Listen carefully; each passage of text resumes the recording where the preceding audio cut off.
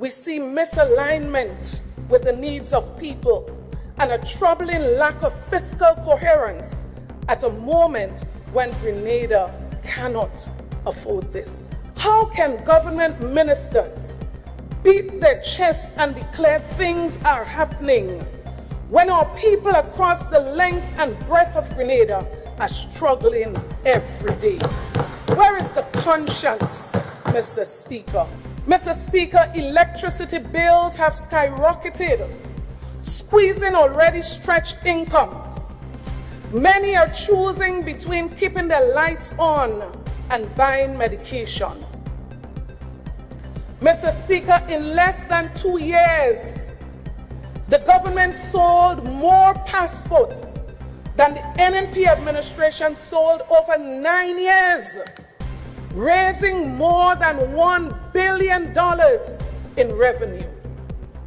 And yet, Mr. Speaker, not one new investment project to show, not one significant job-creating initiative has been secured from the 11,583 passports sold by the NDC administration in only 2 years. Yes, Mr. Speaker, I said 11,583 passports sold in 2 years.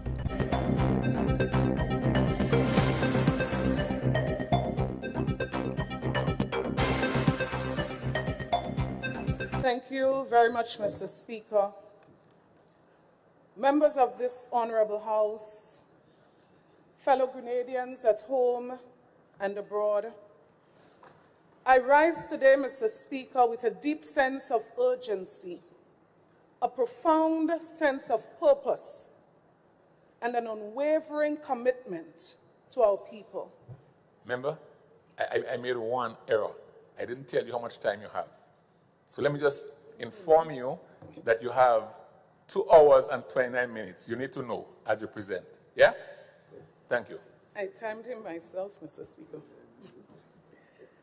So I rise today, Mr. Speaker, with a deep sense of urgency, a profound sense of purpose, and an unwavering commitment to our people.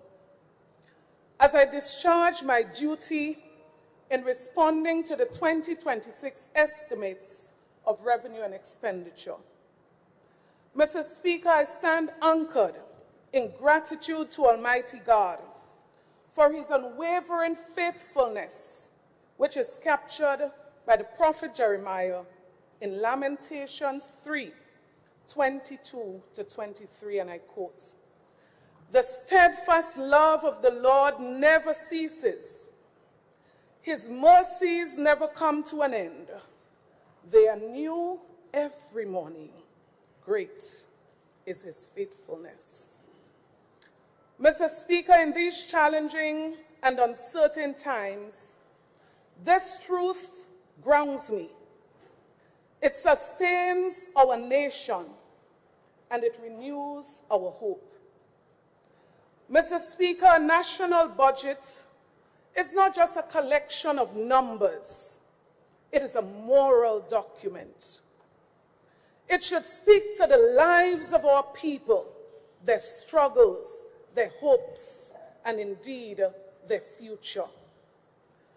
Mr. Speaker, a budget must clearly reveal priorities aligned with the needs and the aspirations of our people. It must also reflect the government's competence, discipline, and vision. But above all, Mr. Speaker, it must tell a credible story of how government intends to improve the lives of citizens. But, Mr. Speaker, the 2026 budget, despite its glossy summaries, which are captured in carefully rehearsed talking points, it tells a deeply troubling story to those who examine it. A story of financial mismanagement, underperformance, misplaced priority, selfishness, collapsing grant inflows, weakened fiscal discipline, and most obviously, Mr. Speaker, a serious disconnection of government from the daily realities of what is really happening on the ground. Mr. Speaker, how can government ministers beat their chests and declare things are happening when our people across the length and breadth of Grenada are struggling every day? Where is the conscience, Mr. Speaker? Where is the conscience? Mr. Speaker, are we expected to join the things happening celebration that does not reflect the lived reality of our people? Mr. Speaker, if you're on the ground, the average person that you speak to will tell you things are not happening for them. In these difficult times, Mr. Speaker, such a mantra, such a slogan feels painfully out of touch and deeply insensitive. Mr. Speaker, our leaders must speak to the real issues that our people are facing, not paint a picture that ignores their hardships. Mr. Speaker, the 2026 estimates of revenue and expenditure are regrettably no better than 2025 budget. Grenadians are still waiting, Mr. Speaker, for the wow factor, especially that this budget is delivered just weeks before Christmas and just weeks before the dawn of a new year. This budget, Mr. Speaker, provides no hope to the people of this country. Mr. Speaker, let us now place this current budget into proper context by first examining the realities on the ground right here at home. But Mr. Speaker, before I do that, I want to turn the pages of what the story of the average Grenadian is before we turn the pages of this budget. Mr. Speaker, families are not just struggling, they are hurting. Many cannot afford basic food items. The cost of living has become unbearable, and every trip to the supermarket feels like a painful exercise for survival. Mr. Speaker, electricity bills have skyrocketed, squeezing already stretched incomes. Many are choosing between keeping their lights on and buying medication. In Carriacou and Petit Martinique, Mr. Speaker, families who lost everything during Hurricane Beryl are still waiting for the promised support. They are still waiting for proper shelter, as well as the assistance that they were promised. It was never delivered in so many cases. They are trying to rebuild their lives, Mr. Speaker, on the tarpaulins and temporary structures, while the government congratulates itself in AC offices, singing, "Things are happening."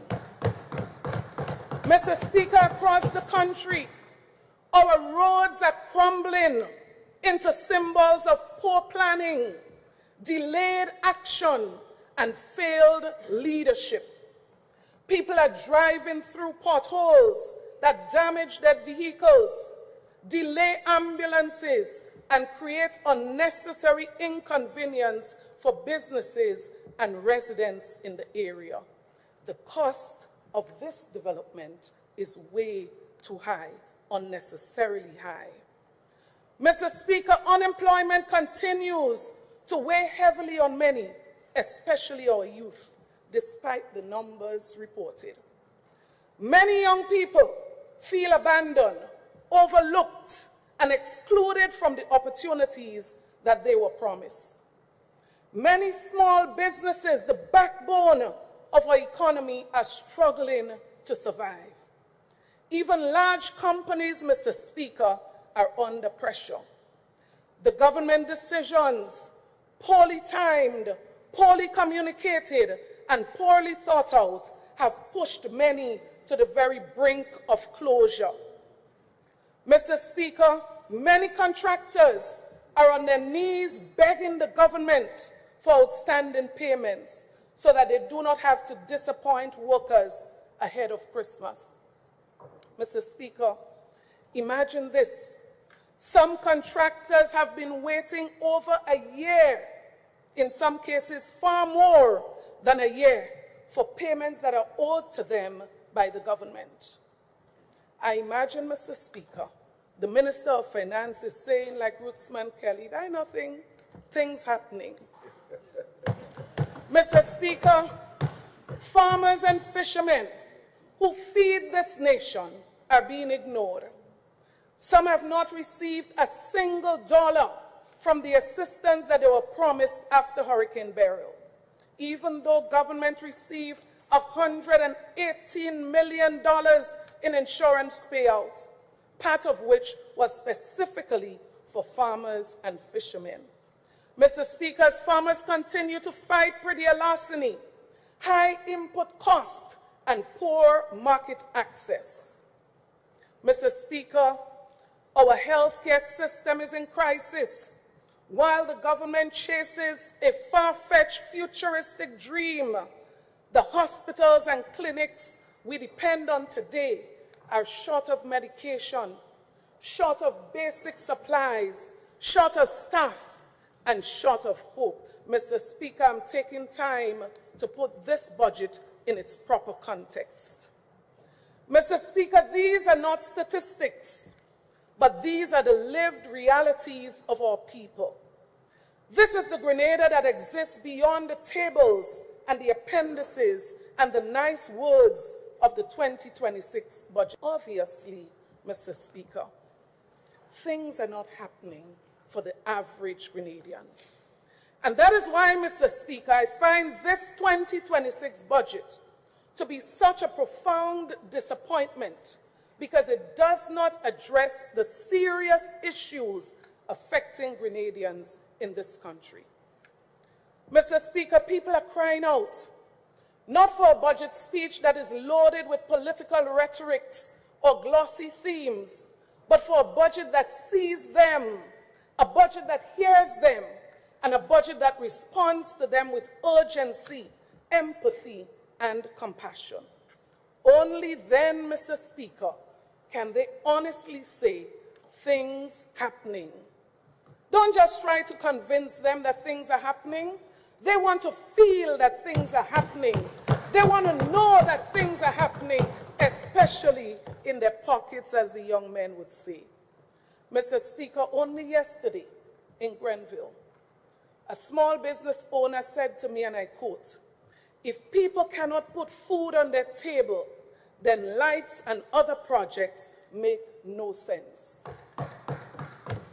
Mr. Speaker, while it is important to appreciate the local context in which this budget is presented, it is equally important to understand the regional and international landscape, factors that can significantly influence our local reality positively and negatively. Mr. Speaker, it's with this in mind that I now turn attention to what is happening regionally and internationally as I continue to put this budget into context. Beyond Grenada, Mr. Speaker, this 2026 budget is being introduced at a time when global, regional, and geopolitical environment is more volatile than any time before in our recent memory. The uncertainties we face today are not abstract global concepts. They shape our economy, our fiscal space, and the daily lives, believe it or not, of Grenadians and Grenadian families. The IMF continues to warn that geo-economic fragmentation, rising sovereign debts, weaker global demand, and climate change poses mounting risk for global growth. At a time, Mr. Speaker, shifting trade relationships and supply chain realignments are putting pressure on small economies like ours. Let us get this into context. Mr. Speaker, what does it mean for Grenada and Grenadians?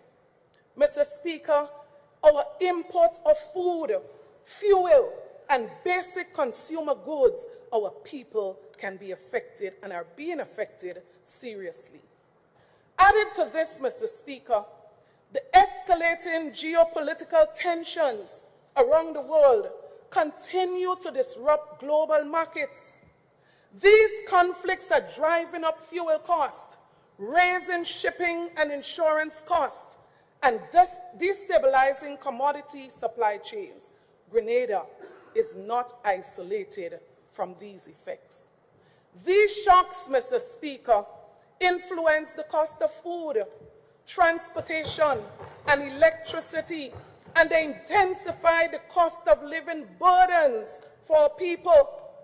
Mr. Speaker, what is happening regionally and internationally can affect our people. Mr. Speaker, we cannot ignore the unfolding situation as it relates to Venezuela. Mr. Speaker, both the internal issues and external disputes have implications for the entire hemisphere and can impact regional migration patterns, energy markets, and potential security dynamics in the Southern Caribbean. For small states like Grenada, any deterioration in regional stability can have immediate and far-reaching consequences. Additionally, Mr. Speaker, climate pressures are intensifying. In a global environment where climate-induced disasters are becoming more and more severe, the ability of a government to attract external grants, execute capital projects efficiently, and maintain strict fiscal discipline becomes not an option. It becomes essential.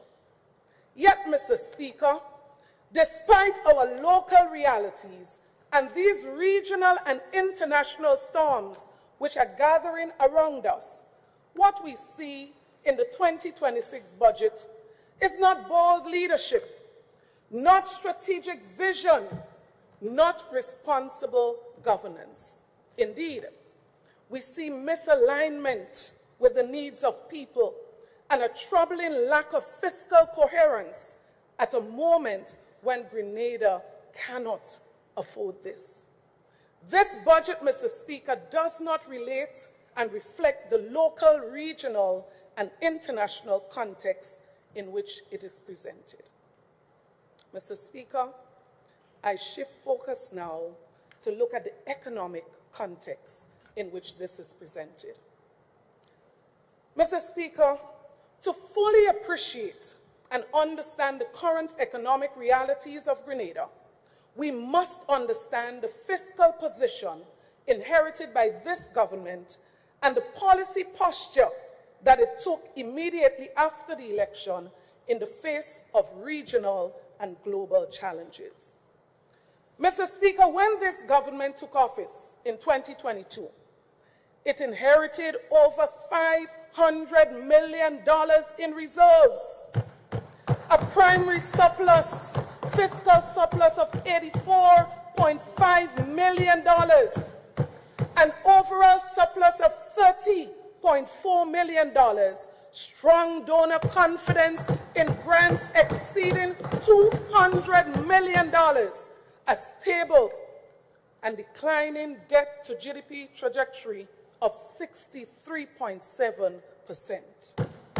Mr. Speaker, at that time, we were one of the strongest in terms of fiscal positions in the OECS. Mr. Speaker, it is evident that the fiscal foundation that this administration inherited was robust. But, Mr. Speaker, immediately after assuming office, this government engaged in two immediate actions.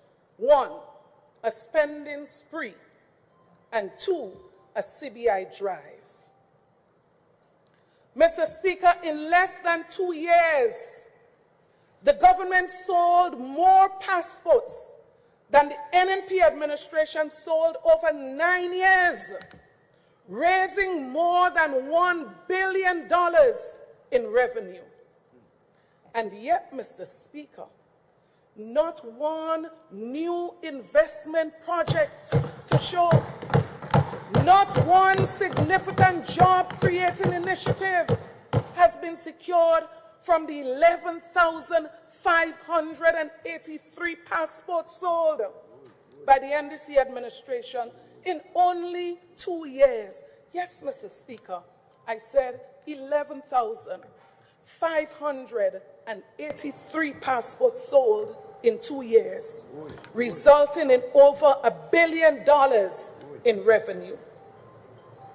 Mr. Speaker, with the Minister for Finance and the Prime Minister being beneficial owners of CBI agencies, Mr. Speaker, the people have a right to ask, where did all these monies go?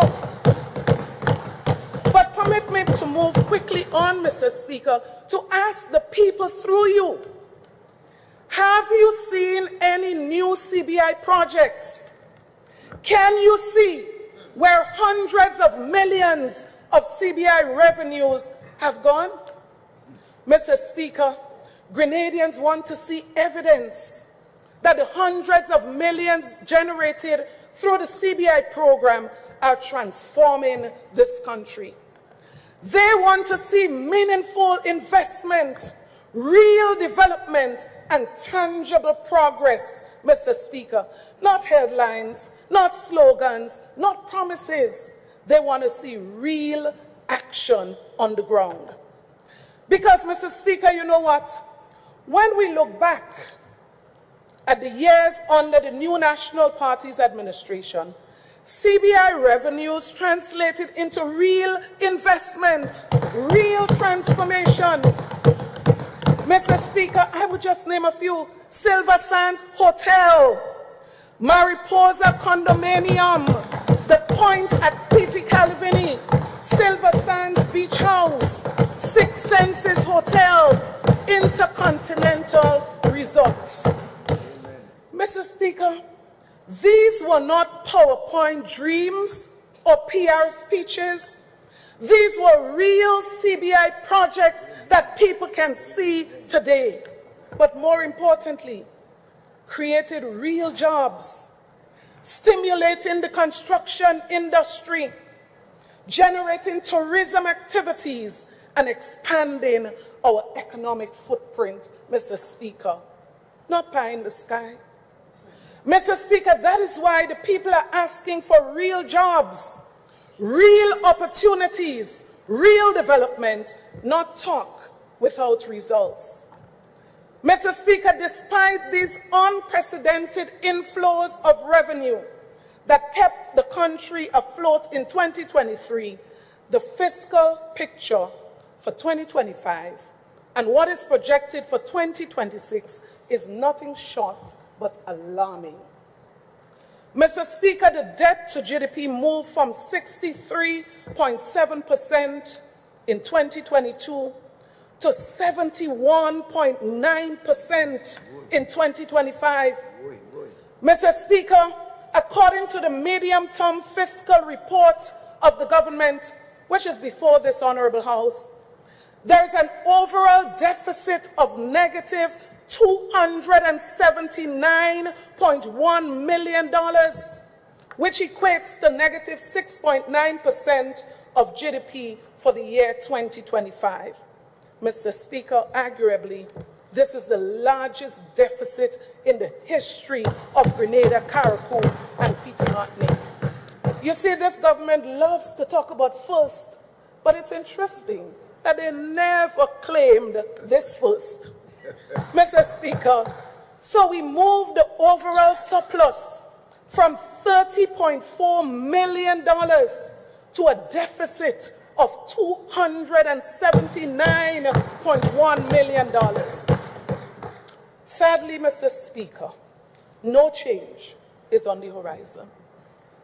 In fact, 2026 is projected to be worse, with a deficit of $309.8 million, or negative 7.3% of GDP.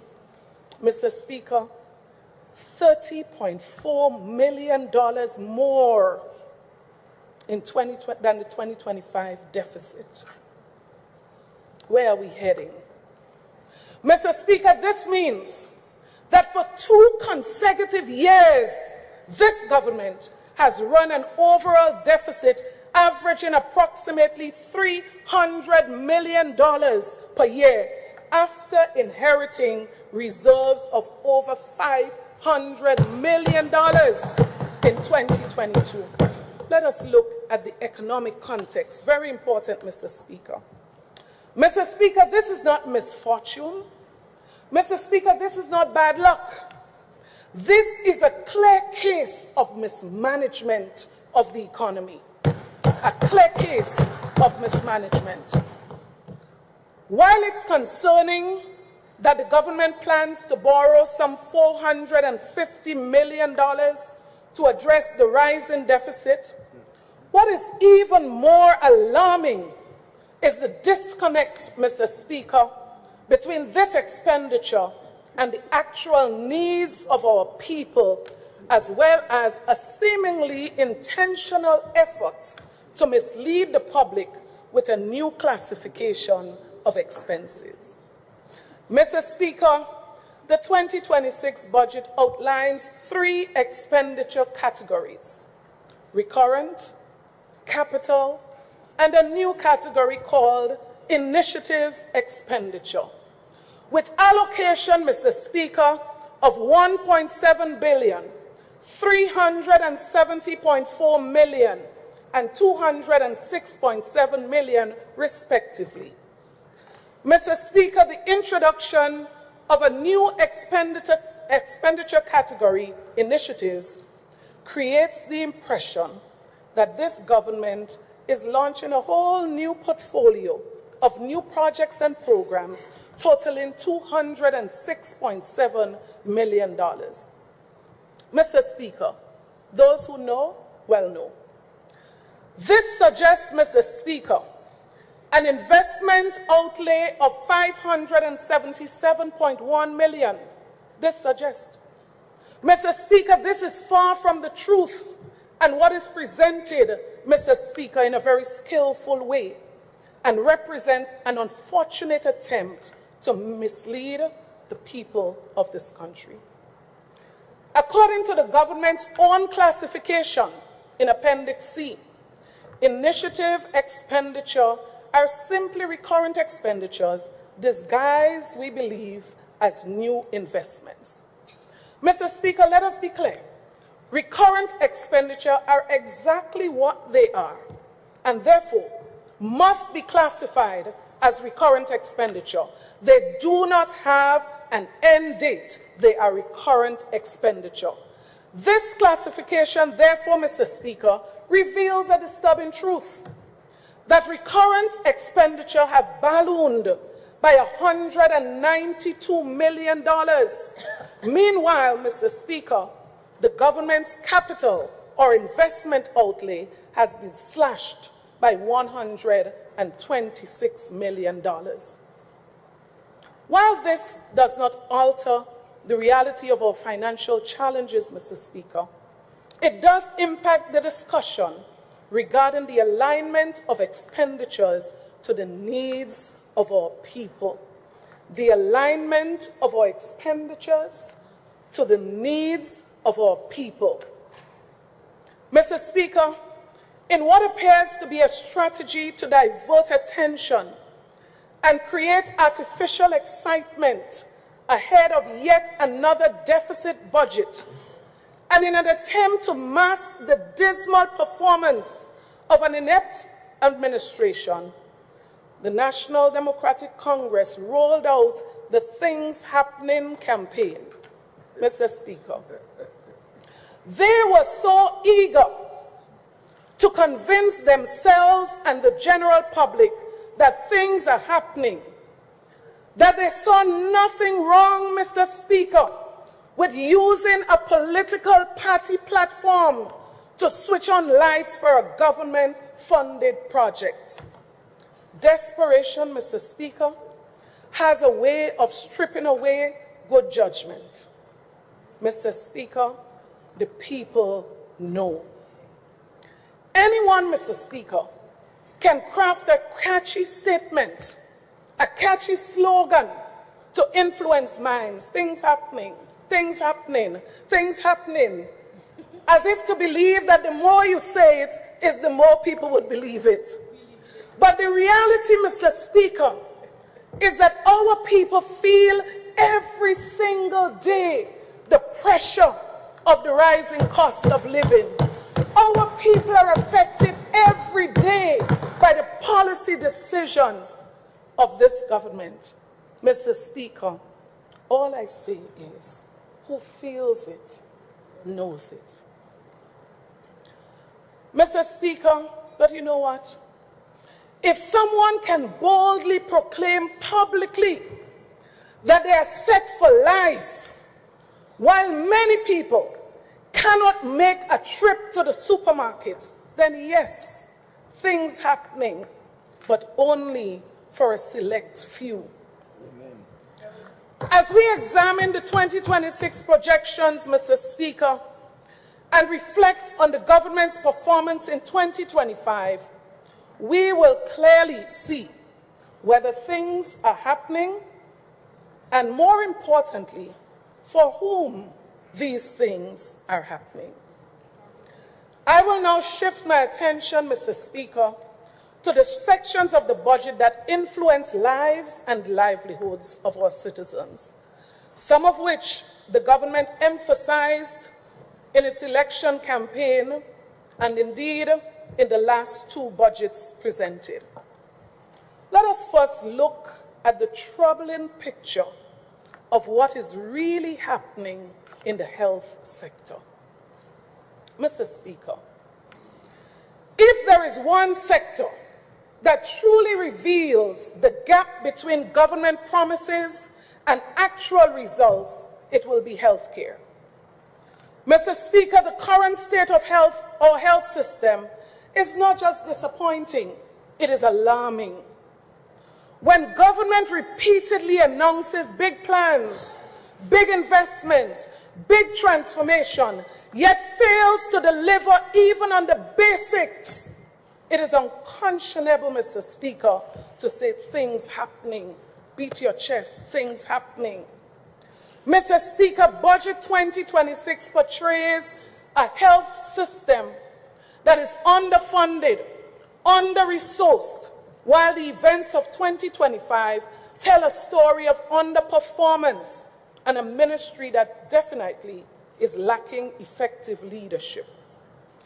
Mr. Speaker, in the 2025 budget, the Minister for Finance praised the partnership with Mount Sinai and the initiatives, of course, as stated, to enhance healthcare delivery. And the table knocks, Mr. Speaker, were loud. However, Mr. Speaker, we are yet to see the expected outcomes based on the significant sums that have already been spent in these areas. However, let us look at some very critical areas in health where things don't seem to be happening. Things not happening there.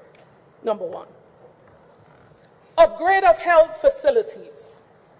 Mr. Speaker, only 32% of that budget was utilized. Upgrade of health facility. And many of our facilities did not receive the promised upgrade. That is why I was disturbed, Mr. Speaker, in the presentation by the Minister for Finance. When we are talking about deliveries for 2025, he gives us deliveries from 2022 to 2025. You know, like everybody's stupid. Everybody lacks common sense. At this rate, Mr. Speaker, it will take a decade to upgrade our clinics and health centers based on the speed at which this is being done and the promise given. Clearly, Mr. Speaker, something needs to happen there. 2, hospital quality improvement project and training. Mr. Speaker, a staggering 48% of funding remain unspent in this area. This is a critical area of the health sector, and despite the available funds, Mr. Speaker, nothing significant has happened there, Mr. Speaker. 3, school health program. Mr. Speaker, not a single dollar was spent on this essential project, which is aimed at safeguarding our children's health. This is unacceptable. Something needs to happen. 4, National Non-Communicable Disease Control Program. Mr. Speaker, a mere 16%, 16% of allocated funds were used. While our senior citizens continue to suffer from preventable diseases due to inconsistent access to medications and monitoring services, it is clear something needs to happen. 5, strengthening the healthcare sector. Mr. Speaker, just 42% of budget was spent on health sector strengthening under this line item. Another vital program designed to meet the needs of our communities. 6, equipment. Mr. Speaker, the Minister for Finance stated that the government has purchased critical life-saving equipment for the hospital system. However, the estimates, Mr. Speaker, prepared by the minister himself, reveal that less than 1% of the equipment budget was utilized. It almost seems as though, Mr. Speaker, that the minister has forgotten what his own estimates reflected. So we're not talking about what you plan to do and what you let us talk about the budget, what the budget says. Mr. Speaker, the notion is clear. The notion is clear. Mr. Speaker, let us see what needs to happen elsewhere. Mr. Speaker, over 15,000 new HIV infections reported in the region in recent years, while concerns about data collection in Grenada is mounting. Serious concerns, lack of data. In response to these pressing issues, the government budgeted a mere 3% for a strategic response program in 2025. While little progress has been made to strengthen critical areas of healthcare, Mr. Speaker, it is clear that in other places things are happening, and things are happening for some people. Mr. Speaker, imagine this. While underspending in almost every area of healthcare, all critical areas, I can safely say, Mr. Speaker, while this is the case, $22 million was spent in 2025 on the so-called teaching hospital, even before the sod turning ceremony and the first brick is laid. $22 million. Mr. Speaker, this proposed hospital, let's get this clear, this proposed hospital will not happen during the lifetime of this administration. And furthermore, it is not a priority for the people of this country based on the current situation. This is just another lofty dream, another pie in the sky, not real healthcare solution that people need right now. I consider this, Mr. Speaker, a solution apparently to make things happen for some people. Mr. Speaker, additionally, millions were spent on special projects and contracts for which we must ask the question, who are the beneficiaries of these millions of dollars in special contracts? We are still lacking key specialists at the General Hospital. Could they have contracted some of these specialists for the millions of dollars already spent on Project Polaris? I'm asking for the people, Mr. Speaker. As we look forward to 2026 and the developments in healthcare, can you imagine, after all that I've said, Mr. Speaker, that funding has been further cut by $22 million, with significant reductions in essential areas as supplies, equipment, and maintenance? Mr. Speaker, the areas where the people need health care most. Can you imagine this? Yet, Mr. Speaker, while $22 million is being removed from health care, an additional $67 million was added to the Office of the Prime Minister for distribution among CBI allies. It's time, Mr. Speaker, that we demand meaningful change that significantly benefits our citizens, not tokenism. Question is, why move it to that vote? These decisions, Mr. Speaker, to enhance funding under the Prime Minister's ministry, particularly with a focus on CBI programs, suggests, Mr. Speaker, that this administration is more invested in catering for the affluent individuals and foreign investors than addressing the real issues that are affecting ordinary citizens. Mr. Speaker, while many families struggle to access basic health care services, critical upgrades to health facilities remain stalled, and vital health programs go underfunded.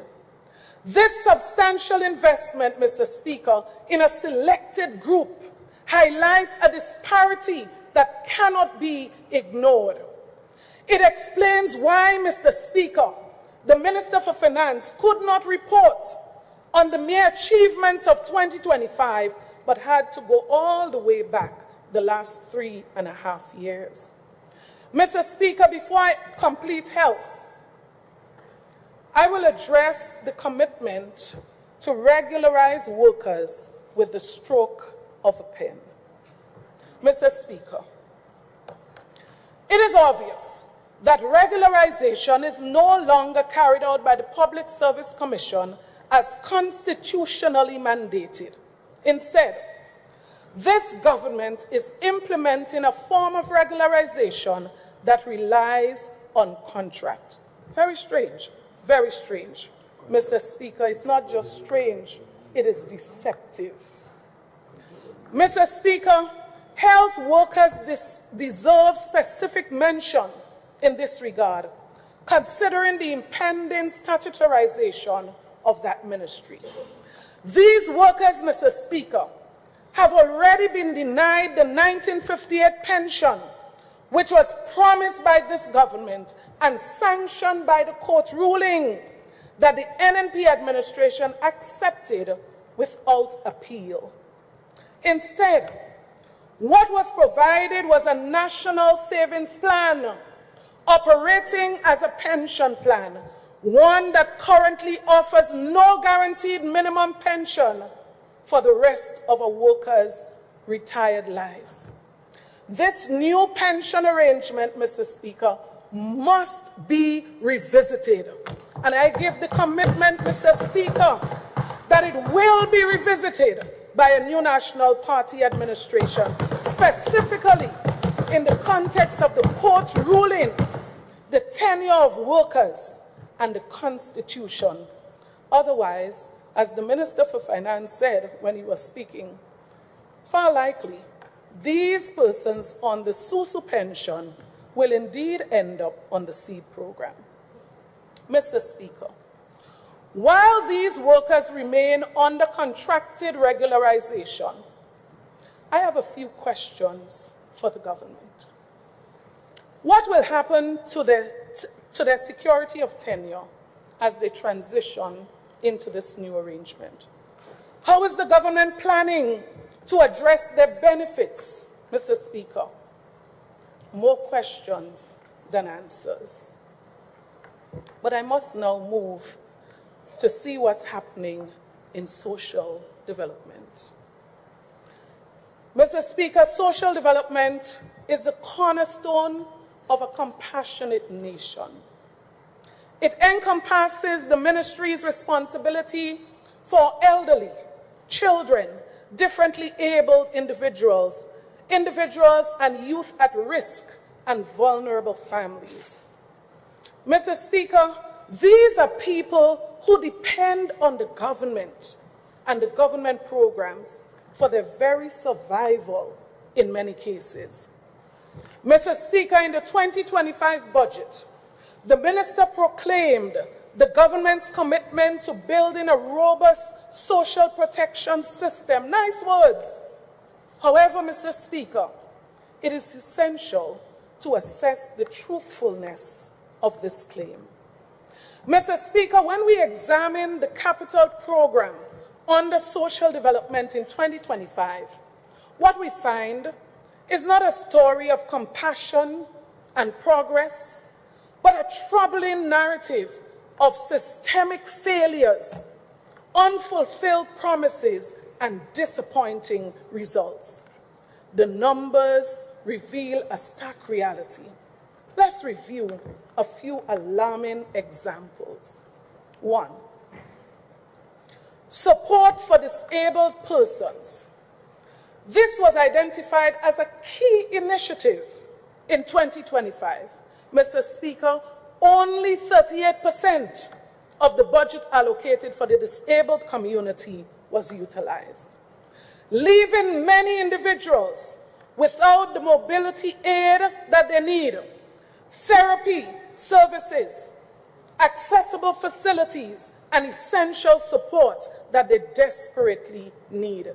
That was referred to, Mr. Speaker, as a key initiative in 2025. 2, Early Child Development Program. Mr. Speaker, this vital initiative, which provides structured daycare and educational services for children, received an astounding investment of less than 1% in 2025. Troubling. 3, the Awakening Special Potential in Restoration and Empowerment. So, Speaker, so many names. You're getting tied up with the names. The Awakening Special Potential in Restoration and Empowerment Program, let me get it right, designed to uplift vulnerable individuals. This program saw a mere 6% of its allocation budgeted invested. Mr. Speaker, what is truly happening? What is happening? 4, support for victims of domestic violence and child care program, another critical area of 2025. Mr. Speaker, only 20% of the funds earmarked for this critical service were used, indicating a clear lack of investment in the safety and well-being of our families. Mr. Speaker, but what is troubling for me, what is concerning, is that while the government has not adequately supported these vulnerable communities in 2025, it seeks to pursue legislation that would allow minors to make adult decisions about their sexuality without parental involvement. Where is the priority? Rather than reinforcing the protection of our children who need that protection urgently. The same children, Mr. Speaker, they said are in crisis and need this legislation. Look at the spending on these same children. Mr. Speaker, we strongly urge, as we've done before, this administration to not bring this bill back to this Parliament.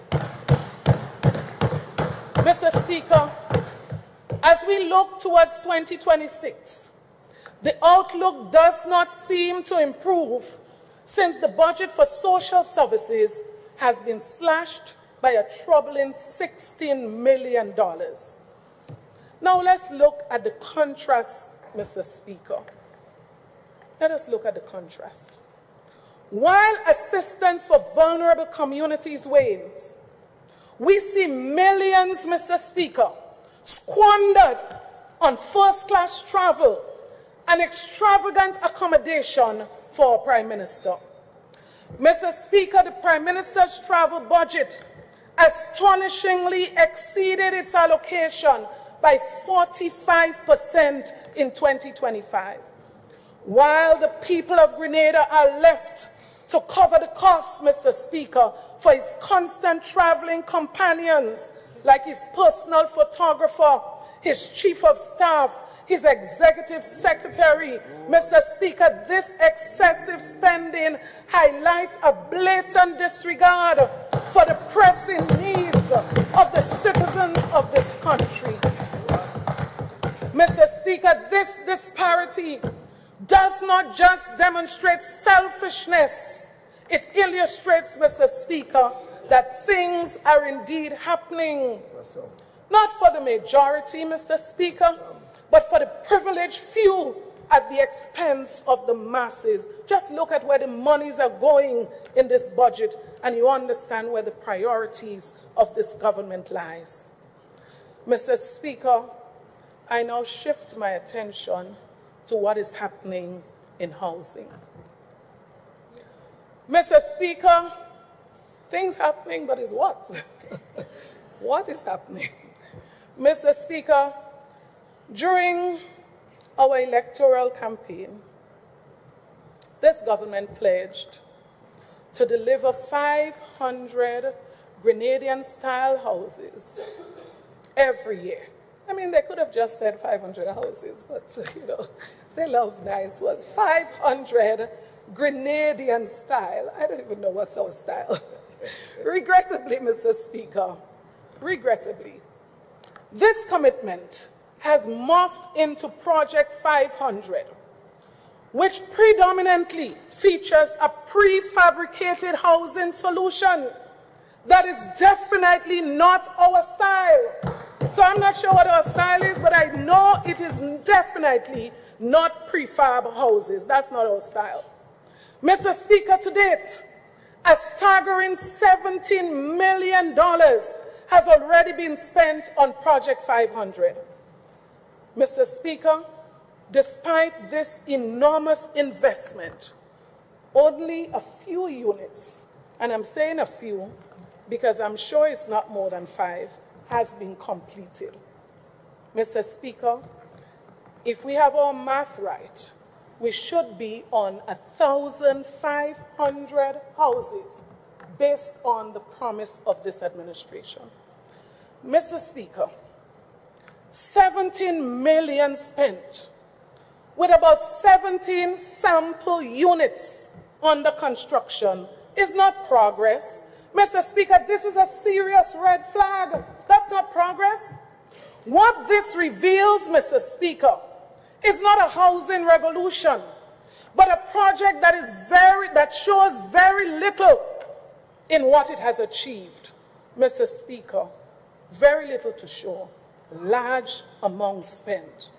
And quite frankly, Mr. Speaker, it raises serious questions about where the money is going and who is seriously benefiting. Because what we are seeing, Mr. Speaker, is a pattern. Indeed, some things are happening, but for some people, opportunities and contracts consistently flow to a small, well-connected circle that is close to the seat of power, while ordinary families continue to struggle without proper housing. Things happening. This is not strategic development.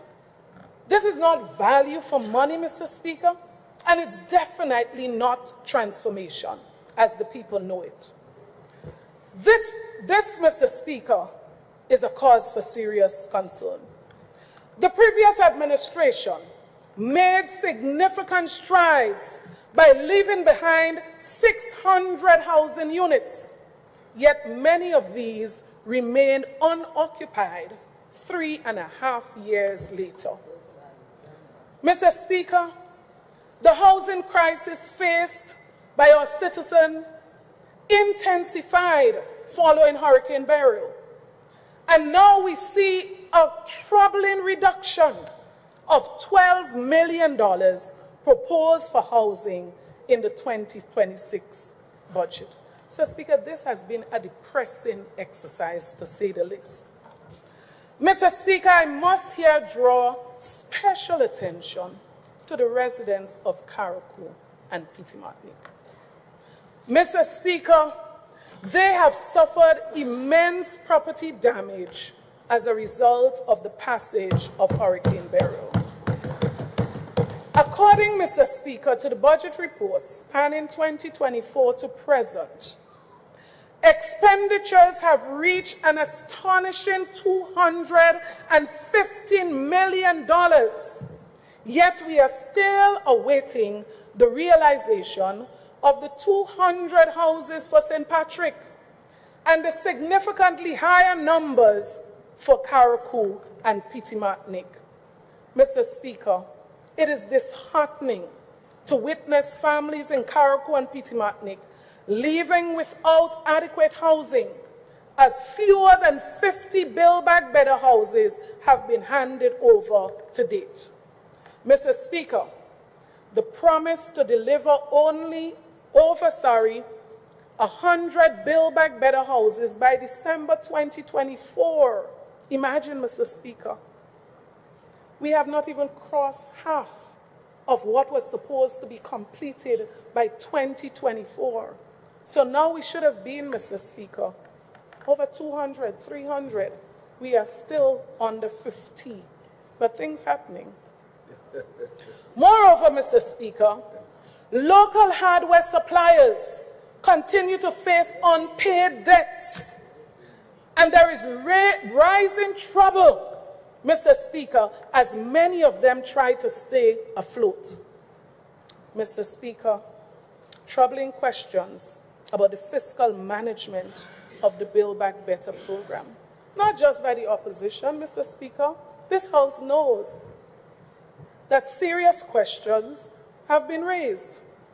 Mr. Speaker, the Minister for Finance and Housing have lamented the incompetence and corruption associated with this initiative and things happening in the communities, citing instances of incomplete homes where contractors have walked out with full payment, allocation made to individuals without previous housing, Mr. Speaker, contracts given to persons with absolutely no skill in construction, and the retraction of materials from those who dare to voice their concerns about the corrupt activities.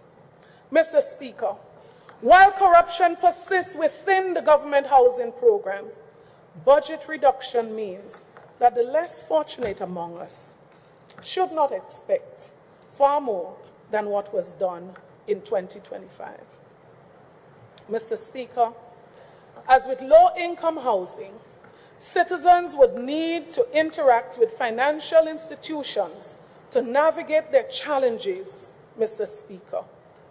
What a sad story of housing. Sad story of what's happening.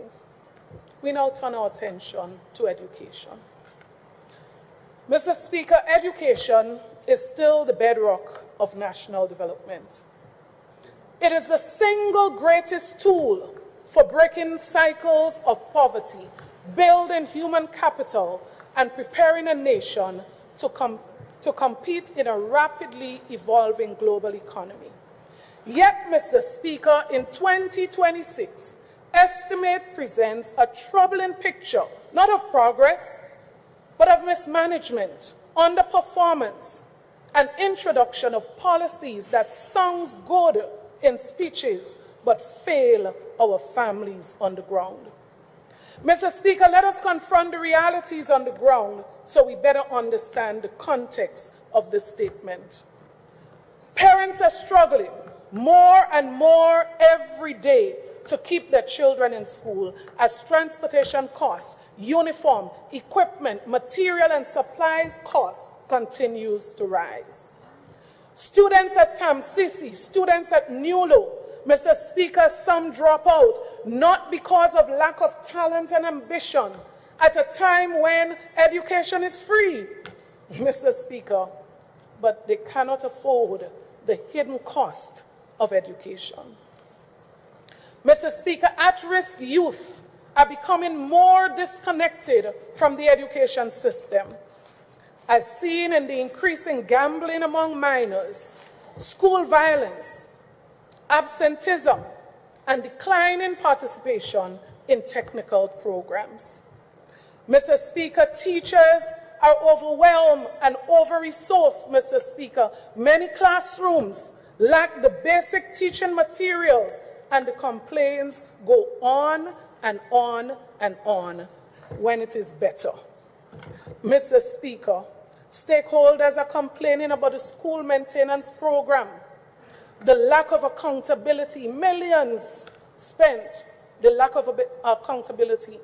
Stakeholders are complaining, Mr. Speaker, about the school feeding program, but we're knocking the table in here. The school feeding program and the subsidy program.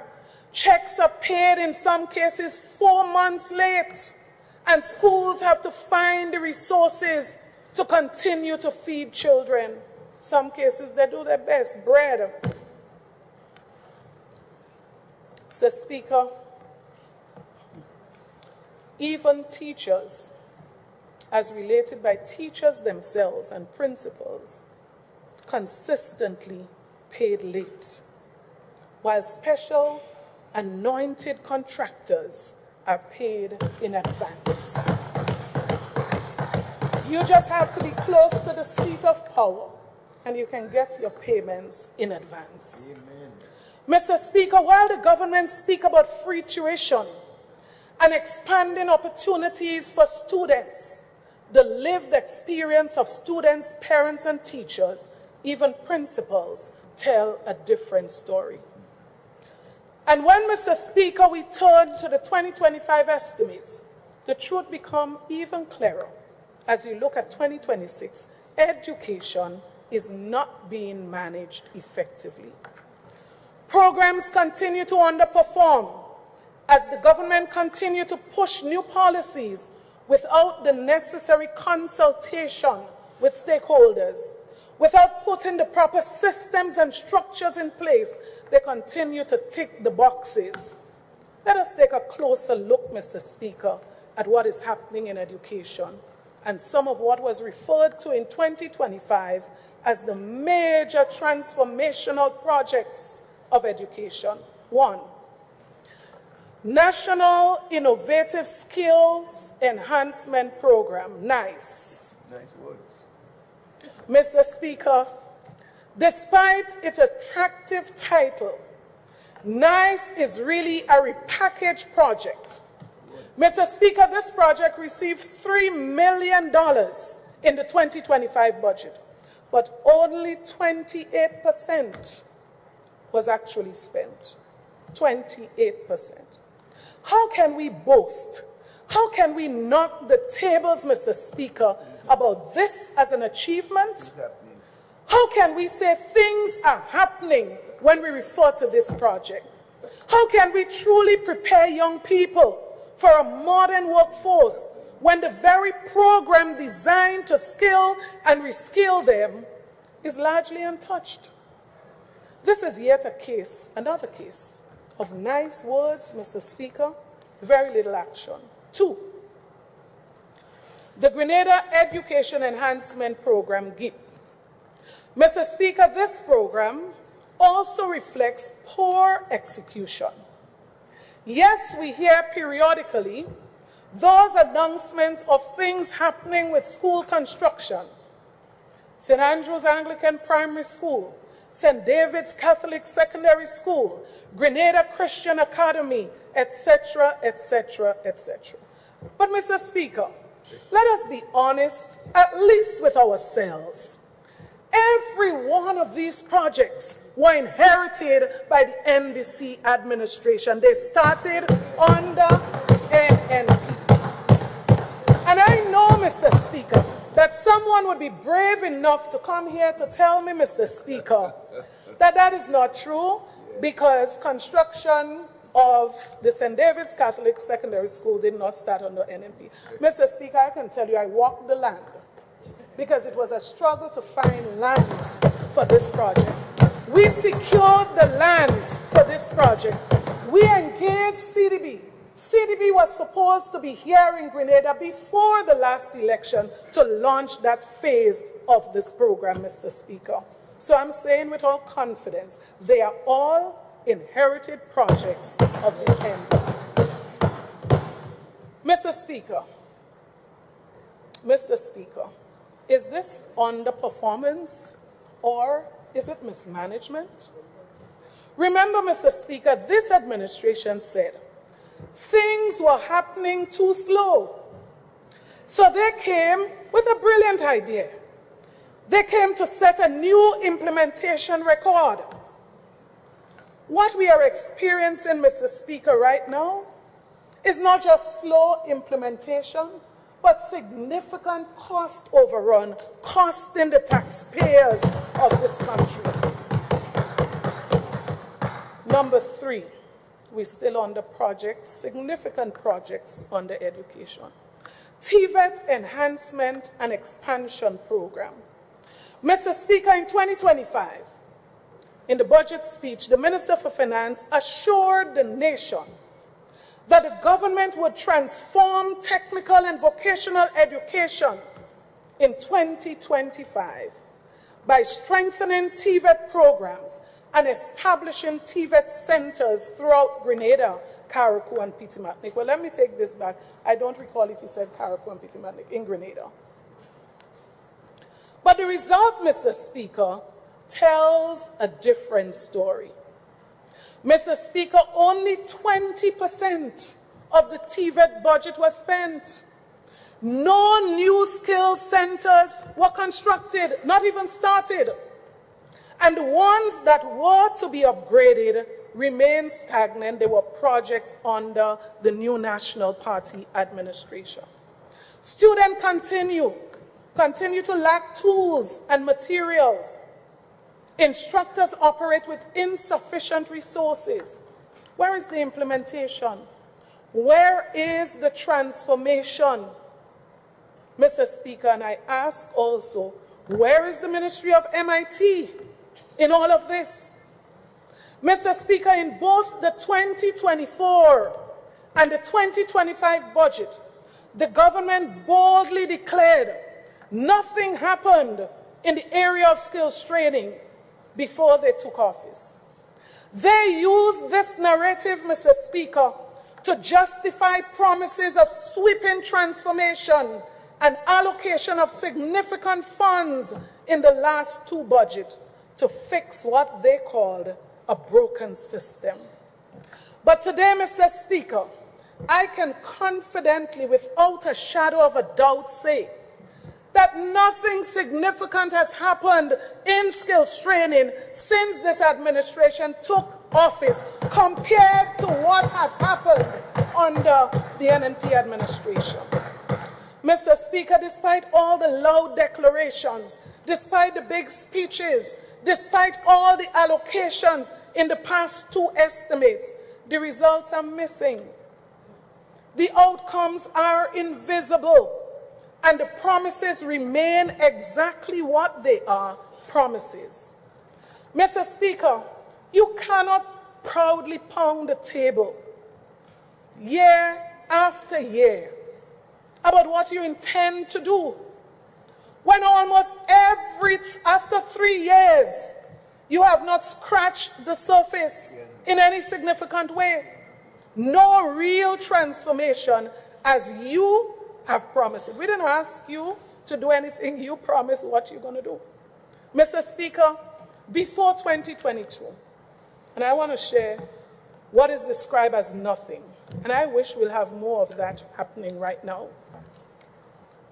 Before 2022, in partnership with UNESCO and the NTA of Grenada, I commend Brother Morgan for the work that he has done over the years.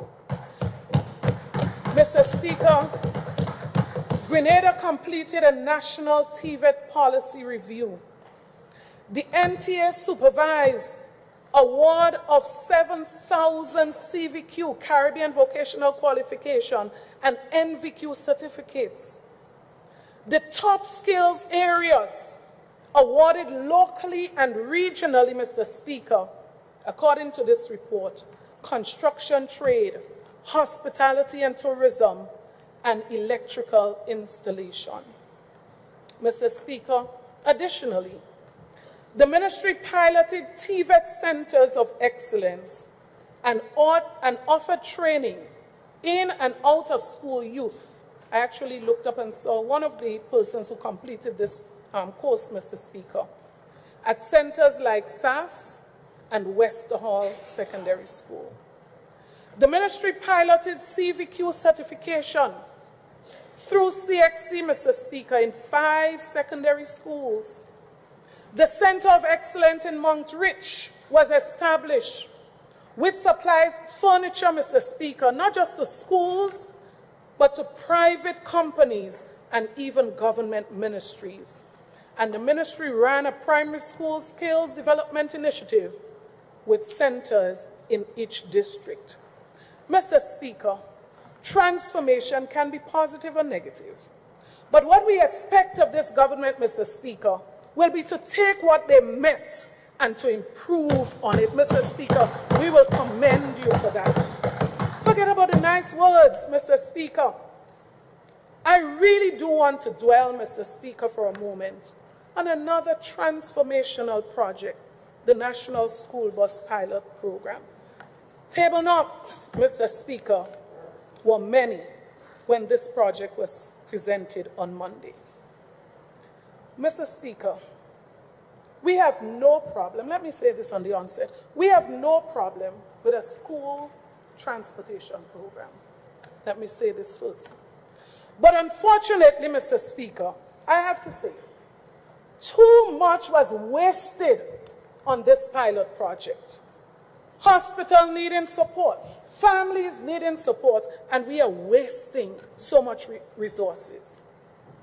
Mr. Speaker, the idea was brilliant, but instead of proper consultation, which appears to be one of the biggest weaknesses of this administration, no proper consultation, poor planning, and the government rushing just to tick off box. We started this, we started this, we started this.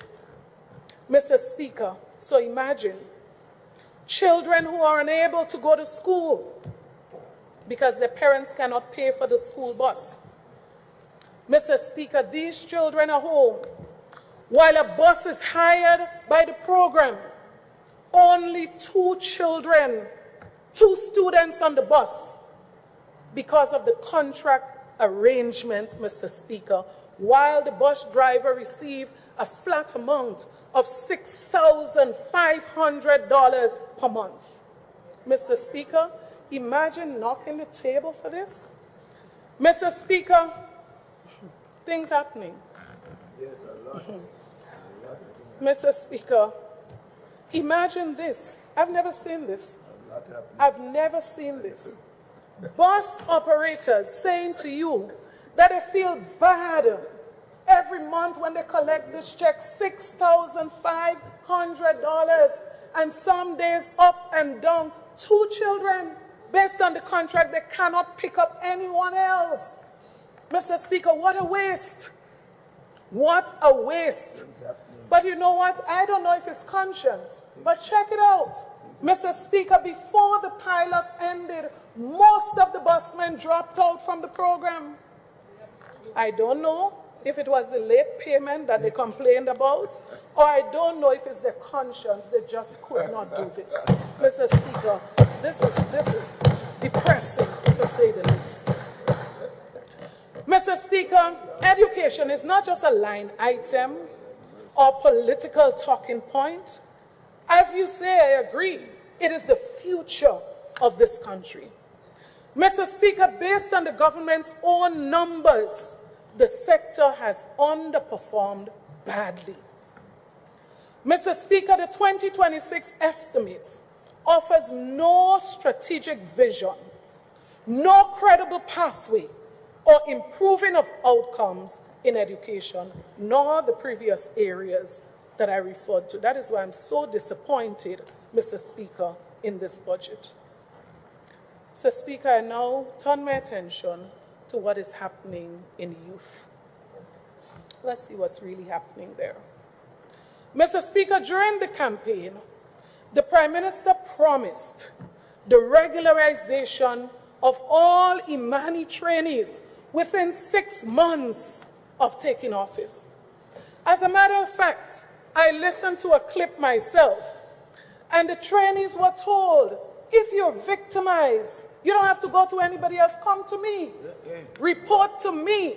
Any victimization, you should not have to go through anything of the sort. Big man. I hope, Mr. Speaker, that many of these trainees can find the Prime Minister today. No nation, Mr. Speaker, should have to experience something like that. So, Mr. Speaker, after this brilliant promise, wonderful promise, the nation waited, Mr. Speaker, with bated breath for this commitment to unfold, hoping for a turnaround. Yet, Mr. Speaker, when the 2023 budget arrived, we were met with vague notions of reimagining the program. Mr. Speaker, this was never promised. From promising that every Imani will be made permanent to reimagining the Imani program, well, Mr. Speaker, to this day, that vision seems to be trapped somewhere in the frontal lobe, failing to materialize to date. We are inundated with talk, nice words, rebranding of projects, sounding nice. Not a single new project has emerged on the horizon. While the inherited ones, Mr. Speaker, are still underperforming after 3.5 years.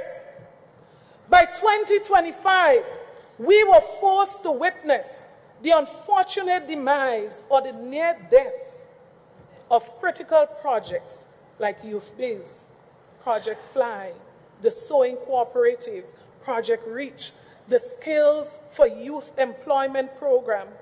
Mr. Speaker, the Imani program has been butchered beyond recognition, while our youth who dressed up in their yellow, expecting permanent, Mr. Speaker, many of them still sit at home regretting the choice that they made. Mr. Speaker, it appears as if this government has been left bankrupt of any serious ideas. Mr. Speaker, the significant issues and problems within these programs under the Ministry of Youth requires, and I'm saying this genuinely, requires a serious reset. Not just a change of name. And this is not in my script. I'm even offering to help with the reset because it is for the young people of this country. In a desperate attempt to appear proactive, we were introduced to Elevate Her, a female-focused iteration of the Imani program. However, even this initiative struggled to secure an investment of even 50% of the amount budgeted for its rollout, underscoring the ineffective rollout. And we don't have to share the actual rollout and its ineffectiveness. We can just look at the numbers, Mr. Speaker, and tell what happened in that program. The evidence of its failure is glaring. It doesn't even feature, Mr. Speaker, in the budget we are debating today. And I noticed, Mr. Speaker, very little was said compared to what was said before. It's no surprise that gambling has become an epidemic among our youth. Even the lack of effective program rollout to engage and support them, Mr. Speaker, you ask them, Mr. Speaker, unfortunately, engaging, how do we engage them, is seriously lacking. Mr. Speaker, in 2026, this bleak picture persists, with the youth budget set to have a cut by a staggering $15 million. Projects like Elevate Hub and Empower have disappeared, with a nice explanation of whatever remnants of the Emmalin program remaining are also facing reduction. Given that youth unemployment rate now stands at a troubling 26.3%, as noted by the Central Statistical Office, not the selective figures offered by the minister, how can we justify these drastic cuts to a budget that is supposed to support our youth? Our young people are desperately crying out for help. And instead of investing in their future, we are pulling rug from underneath their feet. Mr. Speaker, when you look at the spending in this budget for youth, it answers the question, where are the priorities? And don't come to tell me, Mr. Speaker, that we did this and we did that. Because I'm going to ask you, how does that compare to the millions and millions of dollars that have been wasted in this budget? What have we really done? What has really happened for young people comparing what has happened for others, and in many cases, individuals in this budget? No fancy explanation will stand. This administration said that they came to make things better, Mr. Speaker. That is the key word, to make things better. What's happening in tourism? Mr. Speaker, permit me now to address what is happening in the tourism sector, a critical pillar of our economy. Mr. Speaker, despite the positive rhetorics about development in this sector, the government has overlooked some concerning statistics. According to the Midterm Economic and Fiscal Strategy Report, stay-over arrivals have decreased by 10.5%, and both yacht passengers numbers and yacht calls have dropped by 50% and 54% respectively. Despite these issues, Mr. Speaker, there's a 50% cut on the investment budget aimed at enhancing our tourism product. Mr. Speaker, we need to enhance our efforts in this sector and the support ecosystem, the ecosystem that is so absolutely necessary. Access to small business funding for vendors and service providers, such as taxi and tour operators, should be a focus for the Grenada Development Bank. This is far more beneficial, Mr. Speaker, than allocating near $3 million to one single minister, which limits the opportunity for small businesses, especially in these tough times. Additionally, Mr. Speaker, the overhead cost for hotels, particularly electricity, requires special attention if we want our destination to remain price competitive. As it stands, there's a lack of progress in key areas of this sector, and this government has not been able to attract a single new tourism investment project beyond their very own Heroes Park that is still without heroes to date. Mr. Speaker, let us look now at what is happening in agriculture. Mr. Speaker, in a period marked by global disruptions impacting our food supply and climate challenges such as Hurricane Beryl, which reveals obviously our vulnerabilities, we observe some very concerning trends. Mr. Speaker, according to the government's mid-year report from January to June 2025, Mr. Speaker, overall crop production declined compared to the same period in 2024.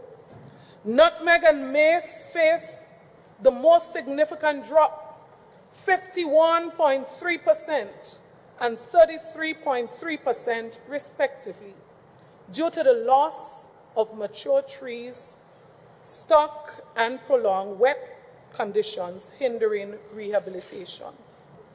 Cocoa output, Mr. Speaker, also decreased by 9.3%.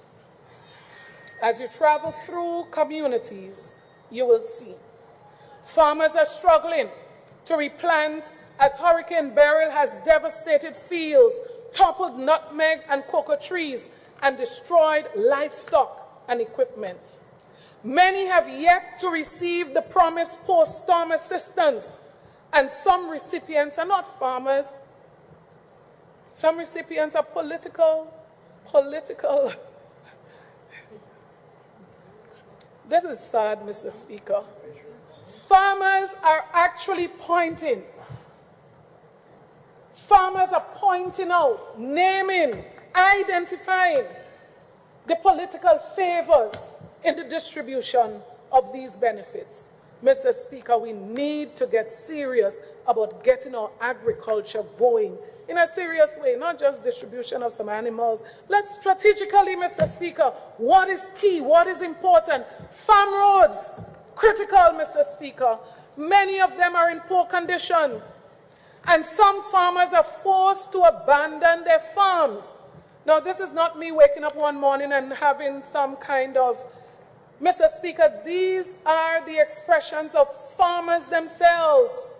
In cases where farmers miraculously access their farms, extension officers provide services via telephone as they cannot afford to damage their vehicles or risk their lives. Fishermen, Mr. Speaker, are requesting support amid sargassum invasion as they wait for the promised nets. They struggle with rising fuel costs and the malfunctioning of equipment, but aid, Mr. Speaker, remain limited. Vendors, Mr. Speaker, report that local produce is scarce and expensive too, due to the sharp decline in domestic production. Despite these challenges, Mr. Speaker, we witnessed a $3.6 million cut in the capital investment for this sector.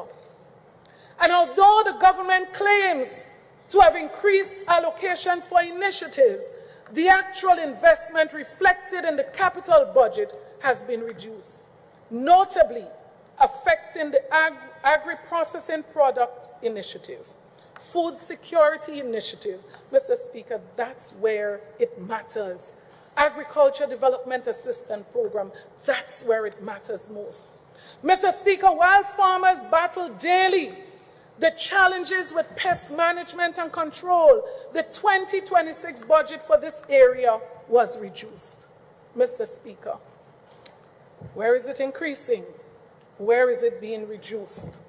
Mr. Speaker, how can we justify increased tax-free salaries for government ministers while reducing incentives for farmers?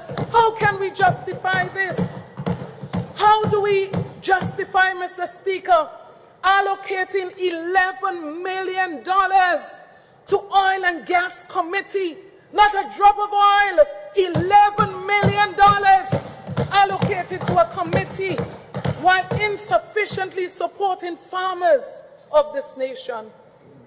How do we justify new vehicles for parliamentarians when we are not even giving extension officers the appropriate vehicles in this budget to support our farmers? How do we feel comfortable doing this, Mr. Speaker? This is unjustifiable. But let me move to look at what happened, or what is happening, in cost of living.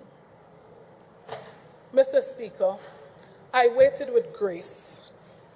I waited with patience for the Minister of Finance to get to the part of the budget, the part of his speech, that will address the most critical issue on the hearts of Grenadians at this time, the rising cost of living.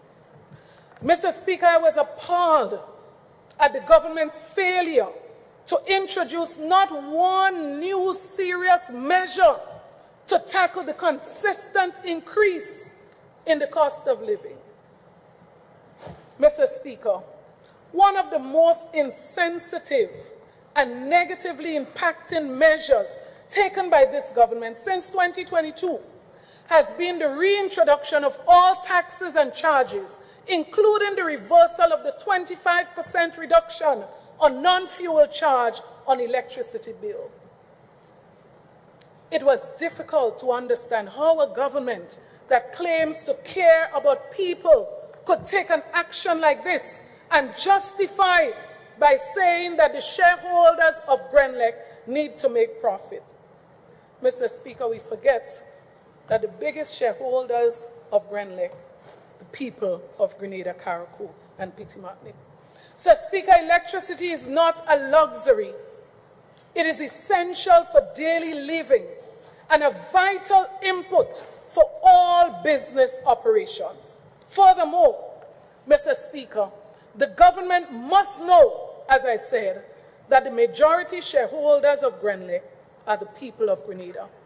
In this budget, Mr. Speaker, we notice that the government has announced a 50% reduction in VAT on electricity as a so-called measure to ease the cost of living. That's why I said there's nothing serious in this budget to cushion the effects of cost of living.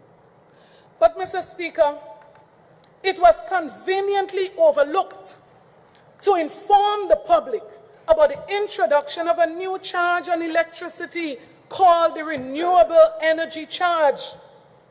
Mr. Speaker, this lack of transparency is misleading our citizens who are trying to navigate the complexities of their financial responsibilities. This conduct, Mr. Speaker, reminds me of a case where a businessman increased the cost of items from $100 to $150 and then announced a grand sale offering those items for $125. Mr. Speaker, even people without book sense recognize this trickery in the announcement that was made on Monday. Mr. Speaker, when we were in government, we made the conscious decision to remove all taxes and charges to support our people, rather than merely reducing one tax while simultaneously imposing another tax, another charge on the people. This approach does not genuinely assist the population. It merely shifts the burden from one area, Mr. Speaker, without delivering real relief. When considered holistically, this move by the government has directly increased costs for households and businesses across Grenada. Furthermore, Mr. Speaker, the introduction of new charges on water, namely a monthly environmental levy and a service fee ranging from $340 to $8,000 for new and disconnected consumers, adds a further burden on the people. Water is another commodity necessary for both production, Mr. Speaker, and everyday living. These charges make it difficult for families to manage these expenses and hinder business operation. Mr. Speaker, this move to increase property taxes following the reevaluation exercise is also deeply concerning. If we go back to the context in which the budget is presented, and it's the very reason that I took time to explain the context, Mr. Speaker, in which this budget is presented. It's not normal times. By maintaining the tax rate while adjusting property values, Mr. Speaker, the government is effectively adding to the cost of living for Grenadians. Mr. Speaker, we are not dumb out here. We are not dumb out here. This increase places an additional financial burden on property owners. It exacerbates the already challenging economic condition faced by our citizens. But things happening, real things are happening, Mr. Speaker. People will not be able to afford these increases in this new year. While some may argue that a tax on sugar, Mr. Speaker, is justified to encourage healthier consumption, it is worth noting that this tax targets one of the most basic staples found in households. Instead of taxing less essential processed foods, and we expected that that would have been done this year, correct this problem, Mr. Speaker, the government has chosen to impose, Mr. Speaker, the tax and continue to impose this tax on sugar, affecting many families who rely on it for their daily needs, inclusive of our small vendors. Additionally, Mr. Speaker, the government has increased the license fees context at a time when our road infrastructure is deteriorating. This decision is not just frustrating, it is perplexing, Mr. Speaker. We cannot expect citizens to shoulder higher costs for vehicle operations when unsafe roads and potholes threaten their safety and increase vehicle maintenance costs. This disconnect, Mr. Speaker, this disconnect between policy making and the realities faced by everyday Grenadians is absolutely unacceptable. The cultural industry, Mr. Speaker, is also feeling the strain from rising cost of government fees. Some people say every day is a new fee, making it increasingly difficult for small businesses to thrive. Overall, the combination of these policies creates an environment where the very foundation of our economy and the communities that we live in is at risk. Mr. Speaker, it is disappointing to see this government resorting to outdated policies like the Free Barrel Initiative from over 17 years ago, as if this is a new, fresh idea. Banging the table. Now, this should just be a given. Where are the real new measures to reduce the cost of living? You can't be bringing back something of 17 years ago and shouting about it like it is something that is going to have some serious effect on the cost of living. You cannot be serious, Mr. Speaker. Mr. Speaker, this approach mainly benefits those who can afford to shop online to send themselves a barrel, or those who have people overseas who can afford in these challenging times to send them a barrel, and we are happy for these people. Mr. Speaker, what about the others? Moreover, the VAT-free list, Mr. Speaker, I couldn't believe it. I could not believe it. One sentence. Moreover, the VAT-free list presented in this budget is the same recycled list of 2 consecutive budgets ago. Mr. Speaker, where is the innovative thinking within this government?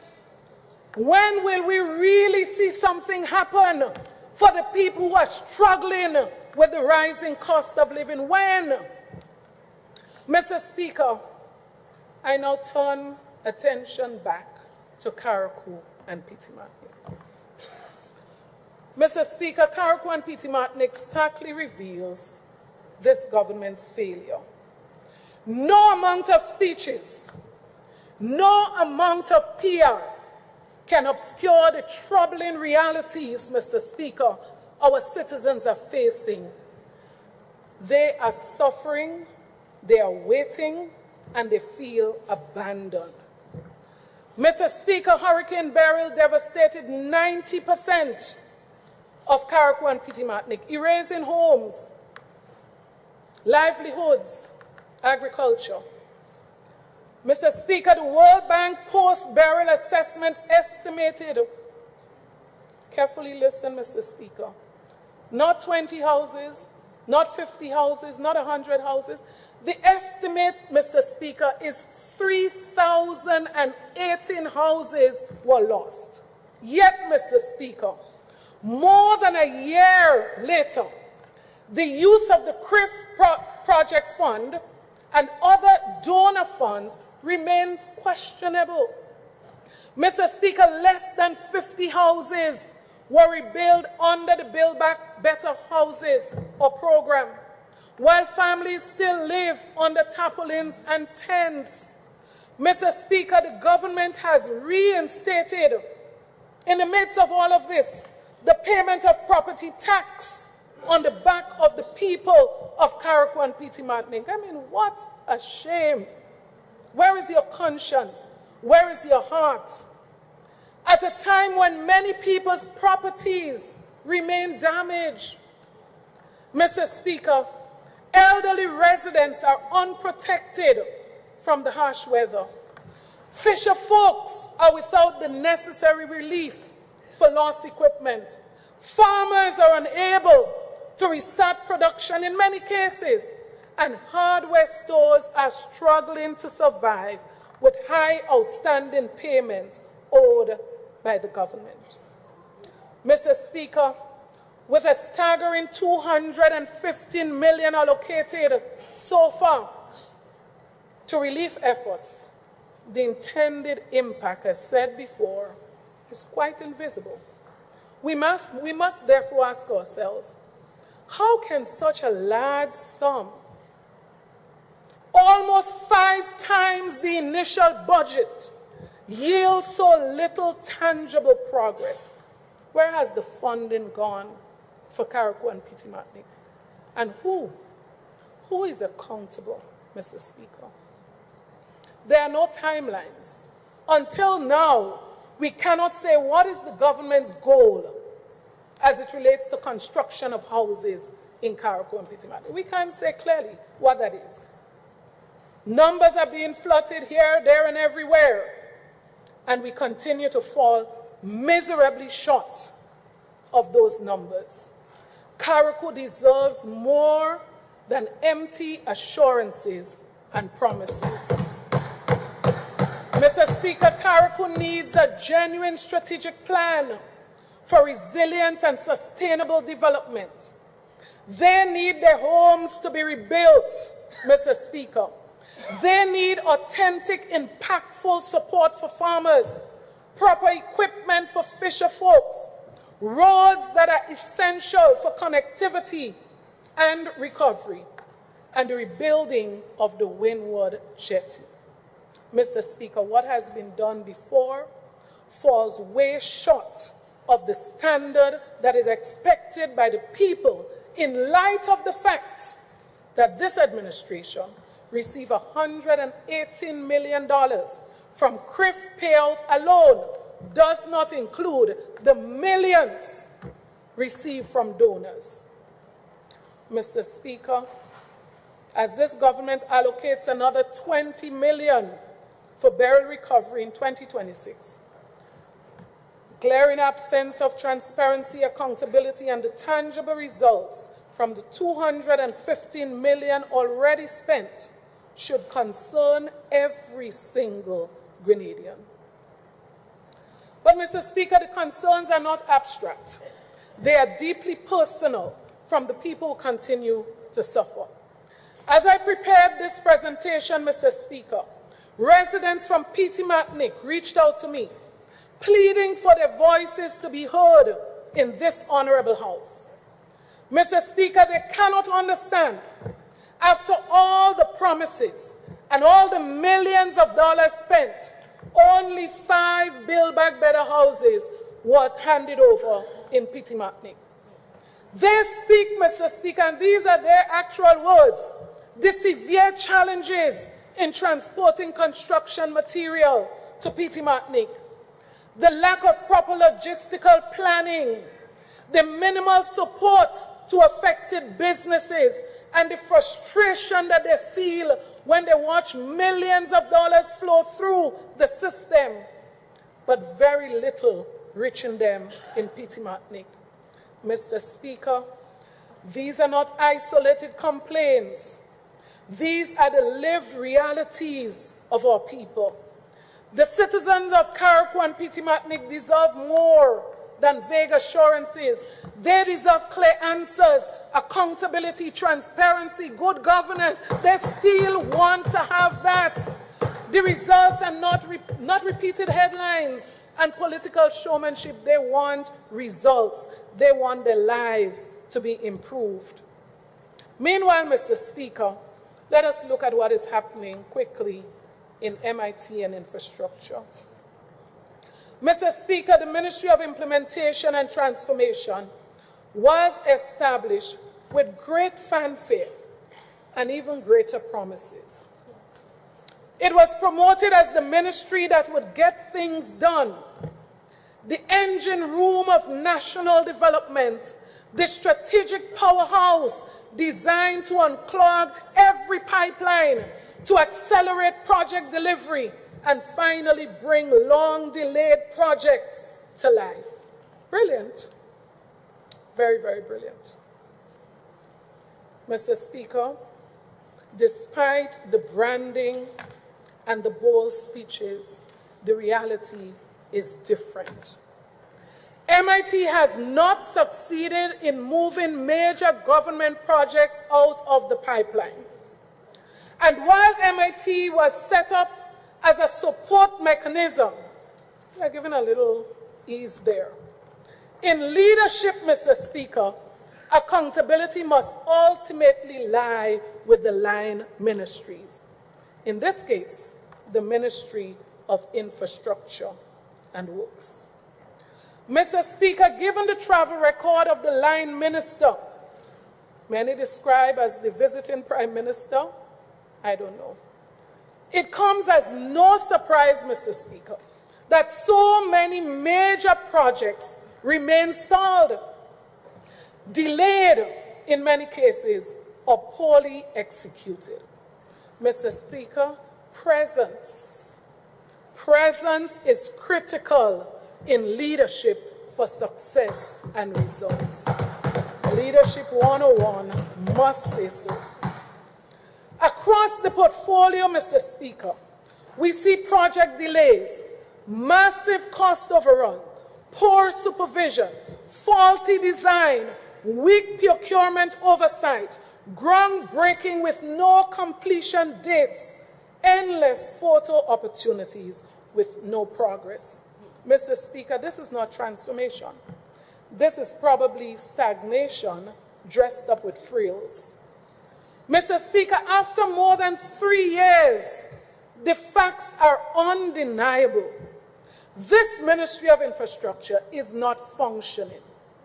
Even with a ready-made project portfolio inherited from the previous administration, we were hoodwinked into believing that MIT could somehow fix the incompetence and the lack of leadership in that ministry. I don't know if to say he tried. Well, MIT has their own self-made problems. Let's move on, Mr. Speaker. MIT promised speed, but every project, every major project, Mr. Speaker, seems to have some problem. Either slowed, stalled, struggling to start. Mr. Speaker, Molyneux land slippage, St. John's River mitigation, Carlton House, Western Road, Simon Cultural Center, St. Andrew Anglican Secondary School, Grenada Christian Academy, Youth Center upgrade, new fire station, MBIA expansion, and I understand we lost some millions there. Mr. Speaker, this list goes on and on. Is there something that we missed along the way? If things were happening, Mr. Speaker, certainly not with all of these projects, some of which started more than 3 years ago. Some of these projects started more than 3 years ago. So by now, I believe it might be irrelevant to to be talking about NNP in office for 23 years. Mr. Speaker, prove yourself. And the term is almost over. Prove yourself. We even lost funding, Mr. Speaker, in one of these cases. Despite high cost overrun, we do not see the transformation. But, Mr. Speaker, one project popped out to me on the MIT, Unleashing the Blue Economy Project. Mr. Speaker, budgeted in 2025, $1.5 million. Yet somehow, $13 million was spent under this project, an overrun of more than 800%. But, Mr. Speaker, I am looking for the transformation that $13 million is supposed to deliver. So I ask, Mr. Speaker, where is the coastal infrastructure? Where are the new fish landing facilities? Where are the blue economy jobs? Where are the boats and the engines for the fishermen who are complaining? Where is the marine innovation expected? Mr. Speaker, with $13 million, don't open your eyes, $13 million, we expect to see something for this. I mean, what is there to show for $13 million? Millions spent, Mr. Speaker, no visible transformation. Contractors complain non-payment, donors even expressing frustration, slow execution, but the monies are rolling. Costs keep rising, Mr. Speaker, and oversight remains weak. The stories, Mr. Speaker, would make you cry. MIT's performance has not improved the capital program. In fact, I believe it is even weaker than it was in 2022. What they call, Mr. Speaker, transformation is merely rebranding, renaming of old projects, repackaging inherited initiatives, and marketing basic repairs as innovation. Announcing projects with no implementation timeline continues to be unacceptable. In addition to the failing infrastructure and roads, which are now at the worst in 40 years, the capital budget of infrastructure has been cut by $226.1 million. Not a single new capital project has started under this administration, but we see the capital budget continues to go down. Is the promised transformation merely box drains and painting the roadways in black and white? Where are the bright new ideas? Where are the major new projects that this government has started? Major new projects. The people of Grenada has grown accustomed to transformational projects like the cruise ship terminus, cricket and athletic stadium, bus terminus, fish markets, housing developments, cultural centers, coastal defense infrastructure, airport enhancement. Mr. Speaker, that's an idea of what transformation really means. They know what transformation looks like, and they certainly know when things are happening. We don't need to convince the people when things are happening. They deserve, Mr. Speaker, real initiatives, not empty promises, like picking mangoes with Grenadian truck up the hills. Mr. Speaker, farmers need real practical solutions, Mr. Speaker. National security. Mr. Speaker, no country can speak of resilience, transformation, and sustainable development if its people do not feel safe. National security is not an abstract policy concept. It is the ability of every Grenadian to sleep peacefully, to walk freely, and to live without fear of violence or lawlessness. Yet today, Mr. Speaker, the growing sense of insecurity across our nation is undeniable. While the RGPF face significant challenges, I have not seen anything in this budget that tells me we are going to hit at the root of the problems. Mr. Speaker, young recruits forced prematurely into daily leadership roles with minimum training, no experience, and limited mentorship.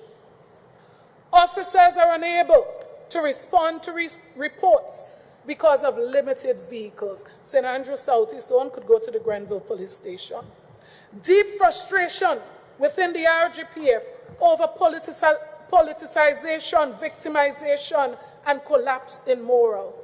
A steady exodus, Mr. Speaker, of experienced, well-trained officers from the organization, resulting in manpower shortages.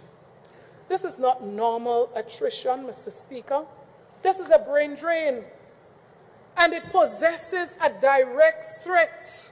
In case you're wondering where I'm going with this, it poses a threat to law and order. It poses a threat to sustainable national development. When experience walks out the door, it cannot be replaced in a 5-week basic training. It cannot. A batch of young officers are on the street without ever being trained to use a firearm, Mr. Speaker, because the course was too short. Mr. Speaker, we're busy to fill vacancies. Mr. Speaker, a budget that claims national security. National security is priority. Mr. Speaker, the budget still fails to prove this. With investment in officers, not policies that push them out, with strengthened investment capacity and investigation capacity, with proper training for new officers, not deploying them half-ready, with serious support for border control and coastal surveillance, Mr. Speaker. That is where the focus should be. I'm still looking through the budget to see any serious new initiatives in this regard. Mr. Speaker, the government has publicly admitted that weapons are entering Grenada through our ports. Mr. Speaker, they promised in the last budget tighter port security. Yet, despite approving a significant budget for port security, almost 1 million remain unspent. Check the ministries, check the initiatives where we have overspending by millions and millions. An important initiative to tighten border control. Over $1 million remain unspent, while firearms flood our communities. What is the point, Mr. Speaker, of announcing gun amnesty programs if the government refuses to close the very doors through which these guns enter? Grenadians have already been accustomed to peaceful living. We are peaceful people, and we want to live it and keep it that way. But that peace, Mr. Speaker, is now under threat, not only from criminal elements, but from weak leadership, lack of strategy, and politicization of the police force. Mr. Speaker, the 2026 budget was an opportunity to reset that approach, rebuild confidence, and strengthen national security with vision and competence. Mr. Speaker, national security cannot be managed with political instinct and public relations. It requires leadership, it requires expertise, it requires planning, and indeed, investment. The 2026 budget, Mr. Speaker, offers none of the above, unfortunately. Mr. Speaker, I say today, the people of Grenada, Carriacou and Pitimatnik, deserve better. they deserve better. Our officers deserve respect, resources, and proper leadership. As a matter of fact, this administration said that they came to do just that. Mr. Speaker, as I begin to conclude my presentation and my response to the 2026 estimates of revenue and expenditure, allow me to remind you, Mr. Speaker, that this government came offering promises of transformation. Mr. Speaker, this government came saying that the new National Party administration could not do it, so they came to do it better. They promised acceleration of transformation agenda, termed directly from the 2025 budget. We promising acceleration of the transformation agenda, with no significant difference, Mr. Speaker, to show. Instead, this budget continues the pattern of announcements without delivery, projects without timeline, and spending without clear, measurable improvements in the lives of the people of Grenada, Carriacou, and Pitimatni. Mr. Speaker, until this budget reflects the reality of the people of this country, we cannot say things are happening. Mr. Speaker, a budget is not the collection of numbers merely. It is a reflection of priorities, a reflection of vision and leadership, and that is what we are not seeing in this budget. What we have before us is a document that fails to meet the moment, considering the local, regional, and international context. We are navigating, Mr. Speaker, a world that is filled with challenges. Challenges and tension, Mr. Speaker, affected trade and investment. Inflationary pressures, Mr. Speaker, at the global level, climate-related destruction and uncertainties, declining donor disbursement, Mr. Speaker, and support, rising energy and transportation costs. Mr. Speaker, the challenges out there are real. In such a global environment, Mr. Speaker, Grenada needs a budget that is bold, a budget that is grounded, a budget that is strategic, that would suit the situation that we're in. Mr. Speaker, the one before us is disconnected from the struggles of the people. So, Mr. Speaker, despite the public narrative, I close by reminding us of the reality. The overall deficit remains a massive $309.8 million. Grants have collapsed by 46.7%, signaling declining donor confidence. Capital execution continues to be weak. Recurrent expenditure balloons while service delivery declines. The new initiative category classifies all spending under new labels to mass recurrent growth, Mr. Speaker. Mr. Speaker, the capital budget, when we look at it, did not simply decrease, it was slashed by almost 200 million. A decision that strikes at the heart of national development, sustainable national development. This single act, Mr. Speaker, would choke investment, stall critical projects, and suffocate economic growth of our people. Our people deserve honesty. They deserve competence, Mr. Speaker. They deserve a government that acknowledges the present situation with real solution. The absence of real action speaks more than eloquent speeches. Just in 2025, the so-called transformation agenda, once marketed as Grenada's proud flagship, has been watered down. Not a theme Not a chapter in this budget on transformation as was before. Not a measurable outcome announced. Mr. Speaker, did you hear how many new jobs would be created by this budget? Not a word, Mr. Speaker. A quiet confession that the transformation agenda never had a real strategy. It was just what it is, a slogan.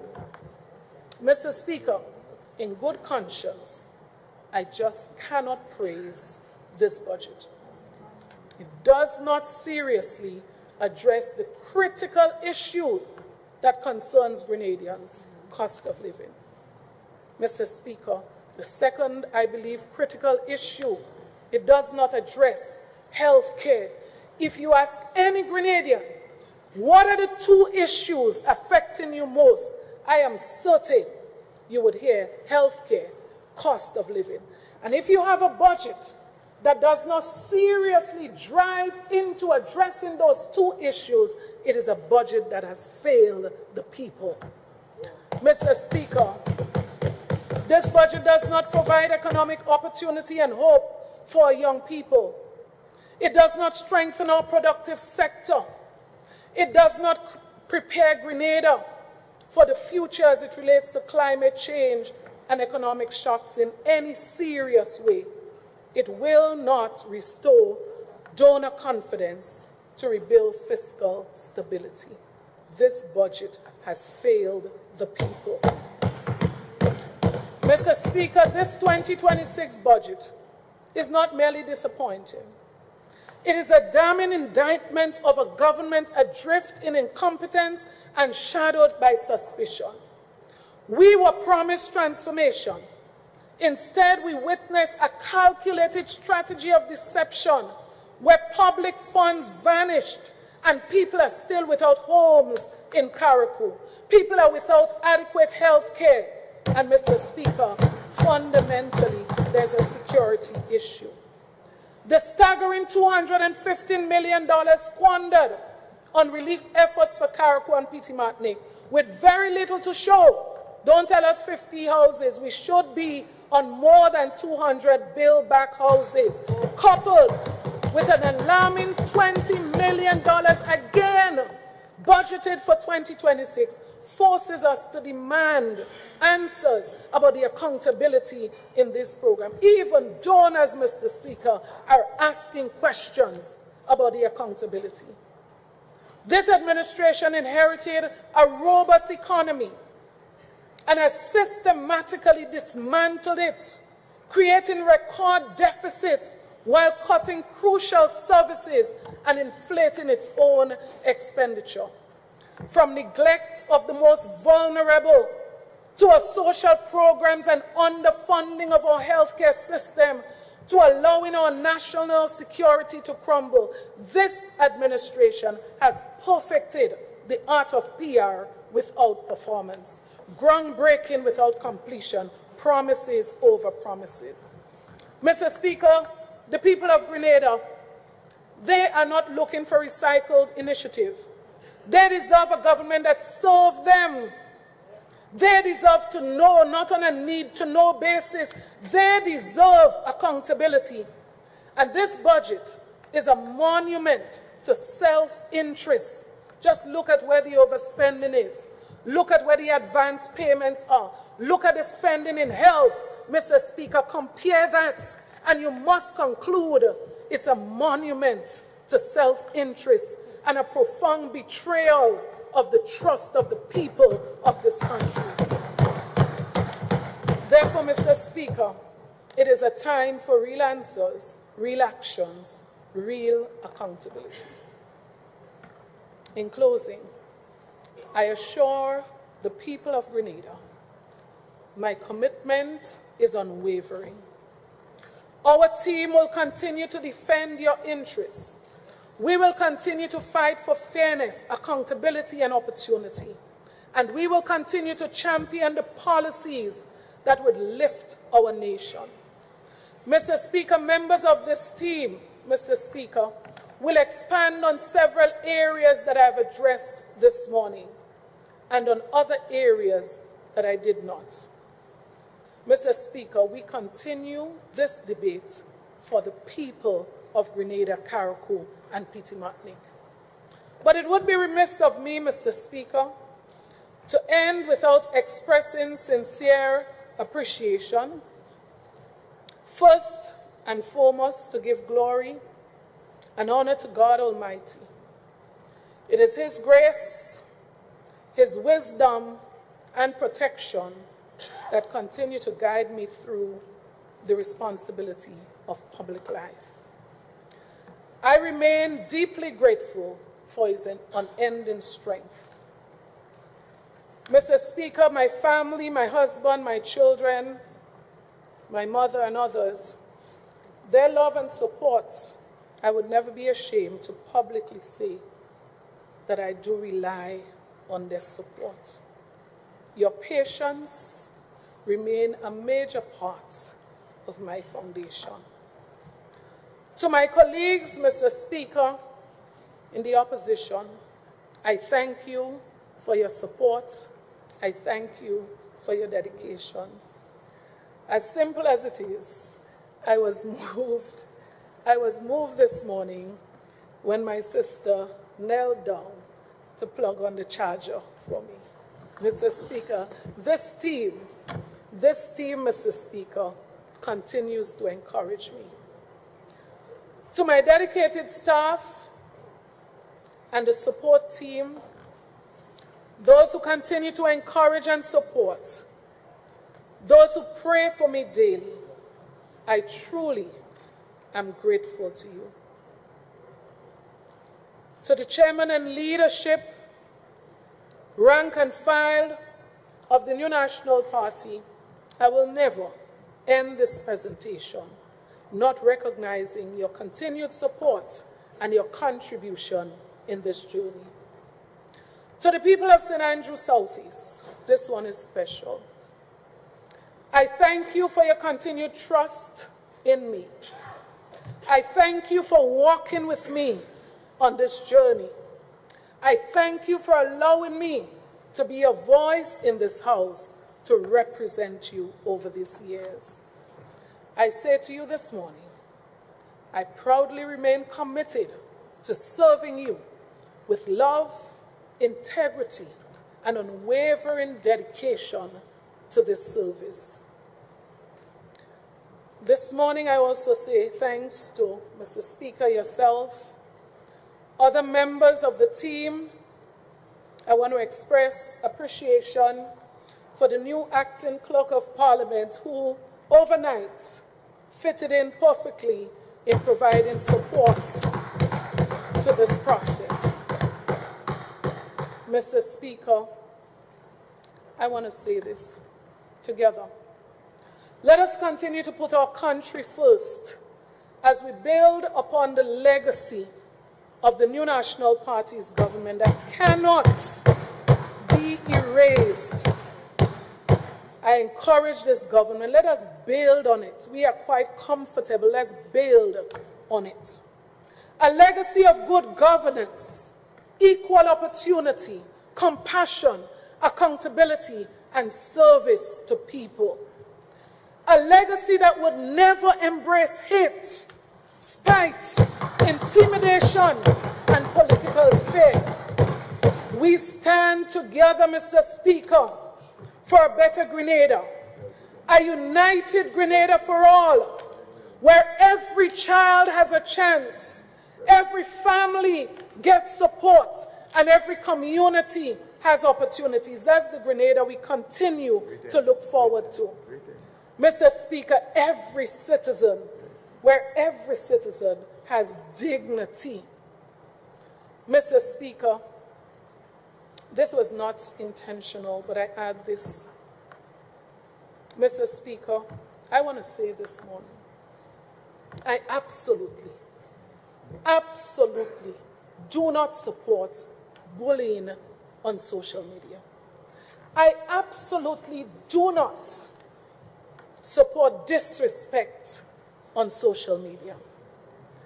But the other thing I don't appreciate, Mr. Speaker, don't encourage it, don't push it, Mr. Speaker, and then threatens to take legal steps to address the issue, Mr. Speaker. Let us jointly all, unitedly, Mr. Speaker, stand for a safe environment even on social media.